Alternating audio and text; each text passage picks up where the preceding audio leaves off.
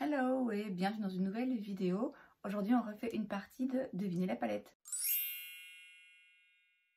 Je vous rappelle le principe, j'ai utilisé aujourd'hui une palette de fard à paupières bien particulière. Dans un premier temps, je vais vous montrer les teintes de la palette que j'ai utilisée pour créer ce look. Dans un deuxième temps, je vais vous montrer le reste des teintes qui se retrouvent dans la palette mais pas sur mes paupières aujourd'hui. Et le but du jeu est pour vous de découvrir le plus rapidement possible de quelle palette il s'agit. On commence donc comme à chaque fois avec les fards que j'ai utilisés aujourd'hui. Il y en a 6, on va dire 5,5 parce qu'il y en a un finalement qui se voit plus vraiment. J'ai commencé avec ce fard foncé qui est plus foncé que celui-ci mais il se swatch juste très mal. Et donc ce fard foncé, je l'ai utilisé pour aller vers l'extérieur de mon œil pour créer un liner fumé que j'ai fait revenir évidemment au ras de cils supérieur, mais de nouveau juste dans le coin externe et de manière générale dans le coin externe, un petit peu aussi dans le creux de paupière. Ensuite j'ai utilisé cette teinte qui est donc un petit peu plus clair et un petit peu plus mauve et j'ai estompé le premier fard avec. Donc là je suis revenue beaucoup plus dans le creux de paupière sur pas l'ensemble de l'œil, mais on va dire que je me suis arrêtée plus ou moins aux 2/3. J'ai relevé aussi un petit peu et j'ai commencé à travailler le dégradé et ensuite j'ai utilisé ce fard qui est un petit peu plus pas chaud, c'est vraiment un fard neutre je dirais, mais un beige foncé que j'ai utilisé pour continuer à estomper vers le haut pour pas qu'il y ait une trop grosse démarcation et pour que le tout se fonde bien ensemble. Je l'ai pas précisé mais j'avais mis une base de fard à paupières, j'ai mis la Primer Potion de chez Urban Decay et j'avais aussi mis un tout petit peu de poudre pour le teint juste en dessous du sourcil, la poudre de chez Huda Beauty, juste une poudre classique pour avoir plus de facilité par la suite à venir dégrader le reste de mes fards. J'ai ensuite utilisé ce fard qui est un fard sequin. Vous ne verrez pas très bien, quoique si quand même. On est sur une base en fait noire avec plein de paillettes bleues. Peut-être une base bleu marine, mais alors vraiment très foncée. Et donc là, je l'ai appliqué vers le coin externe. J'ai d'abord été avec un pinceau plat, mais avec le pinceau plat, j'avais pas la même quantité de paillettes. Du coup, j'y suis retournée au doigt pour que les paillettes vraiment ressortent un petit peu mieux. Ensuite, j'ai utilisé un petit peu de ce fard. Je pensais l'utiliser pour faire la jonction entre celui que je viens de vous montrer et le plus clair. Et là, je l'ai mis sur le milieu de la paupière mobile. Donc peut-être qu'on en voit encore un tout petit peu en transparence, mais finalement c'était pas vraiment dans la même vibe que ce que je voulais faire, donc j'ai fini par le recouvrir en réutilisant un petit peu du plus foncé que j'ai ramené jusqu'au milieu cette fois-ci plus ou moins de la paupière mobile. Ensuite j'ai pris ce bleu très clair qui ne soit même pas vraiment bleu ici, mais il l'est, c'est un bleu très clair que j'ai mis donc sur la première moitié, d'abord le premier tiers de la paupière mobile et ensuite je l'ai superposé à l'autre.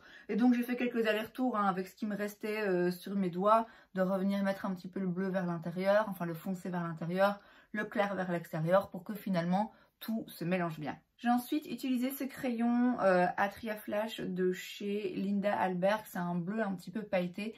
Je l'ai mis dans la muqueuse supérieure et aussi un petit peu inférieure, mais à l'inférieur je me suis arrêtée environ à la moitié.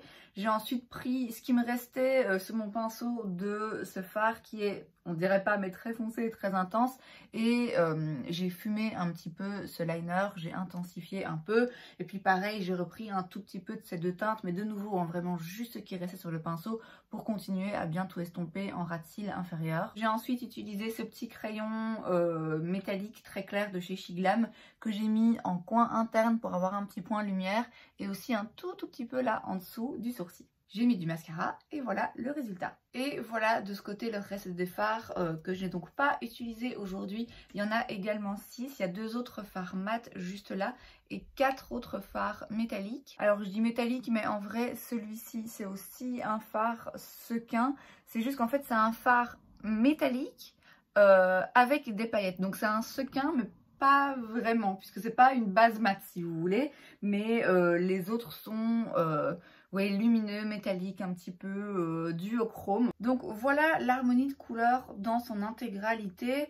Je pense que c'est facile, surtout si vous avez suivi mes vidéos récemment. C'est donc une palette avec 12 fards. On a 5 fards mat et 7 fards lumineux avec des textures différentes. On en a qui sont un petit peu plus métalliques, on en a qui sont un petit peu plus sequins pailletés, il y en a qui ont plein de reflets un petit peu multichromes. Donc histoire de vous donner un petit peu plus d'indices, comme j'ai dit, si vous suivez un petit peu mes vidéos, j'en ai parlé il n'y a pas très longtemps, c'est une palette relativement récente d'une marque que j'affectionne particulièrement, dont j'aime beaucoup les fards à paupières, qui est un petit peu sur un regain de vitalité ces derniers mois, qui avait été un petit peu oublié ces quelques dernières années, je dirais, mais qui était à une époque très connue également pour ses palettes de fard à paupières qui avaient un format un petit peu différent. Alors, est-ce que vous avez découvert de quelle palette il s'agit? La palette que j'ai utilisée aujourd'hui pour créer ce look, c'est la Cosmos de chez Anastasia Beverly Hills, et vous la connaissez, voilà à quoi elle ressemble.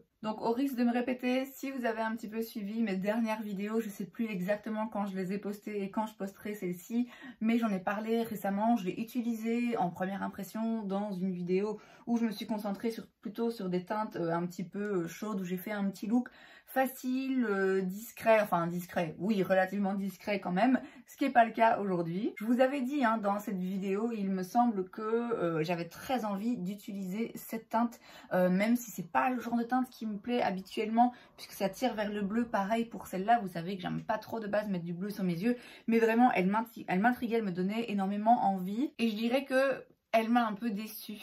Parce que je trouve qu'elle ressort finalement beaucoup plus noire que dans le pan. C'est-à-dire que dans le pan, on voit vraiment, là je sais pas si vous verrez la caméra, mais comme les paillettes sont bleues, on voit vraiment plutôt le côté bleu ici, que je trouve qui se perd un petit peu quand on l'applique.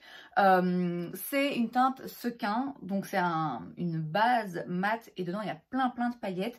Ce qui veut dire que si vous l'estompez, vous allez perdre les paillettes, vous allez en avoir partout également. L'idéal c'est vraiment de l'appliquer au doigt. Moi j'ai d'abord tenté avec un pinceau plat, elle s'est quand même bien prélevée avec un pinceau plat. Pareil, j'étais surprise, mais là du bon côté, parce qu'avec un pinceau plat j'ai réussi à prélever la teinte donc Galaxy ici et à l'appliquer sur ma paupière. Simplement du coup je perdais un petit peu le côté pailleté, donc c'est pour ça que je suis retournée après avec mon doigt pour justement voir plus les paillettes, mais je trouve quand même qu'elles se perdent un petit peu. Donc c'est un très beau fard, c'est une formulation qui est vraiment réussie d'après moi, parce que avoir un fard sequin qui quand même peut se travailler avec un pinceau, franchement ça en dit beaucoup. J'étais surprise là en filmant cette vidéo et en faisant les swatchs de voir que c'est une palette généralement je dirais qui se swatch pas très bien, et notamment pour ce fard qui là au swatch avait pas l'air très intense, et pourtant il l'est. C'est avec ça que j'ai fait le liner ici à l'extérieur, que j'ai un petit peu fumé par la suite, et surtout ça reste, ils tiennent vraiment très bien parce que j'en ai gardé sur mes doigts pendant un petit moment après avoir mis les doigts dedans. Donc ça confirme que c'est des fards pigmentés. C'est des fards avec lesquels faut pas se louper. On peut pas prendre un pinceau fluffy et en mettre un petit peu partout. Il faut vraiment être assez précis quand on les place. Parce que, ouais, une fois qu'ils sont placés, c'est pas qu'ils bougent pas parce qu'ils s'estompent, ils s'estompent très bien les uns avec les autres, mais ça risque d'être un petit peu compliqué à bouger si vous êtes vraiment planté. C'est pas des fards qu'on peut estomper jusqu'à ce qu'ils disparaissent limite de la paupière, c'est vraiment des fards, en tout cas pour les mats, bien pigmentés. Pour autant, moi je trouve qu'ils sont pas difficiles à travailler, ça demande juste un petit peu plus de précision. Mais je trouve que le résultat est toujours très joli, est toujours très bien fumé, très bien estompé. Les teintes se mélangent bien ensemble. Vraiment, à chaque fois que j'utilise les fards ABH, j'ai un résultat, moi, qui me convient. Et j'ai été étonnée aussi de ne pas avoir autant de chutes que ce que je pensais sur ce fard. Mais de nouveau, c'est parce que j'y ai été principalement au doigt et même avec un pinceau plat, en tapotant et pas en bougeant le fard.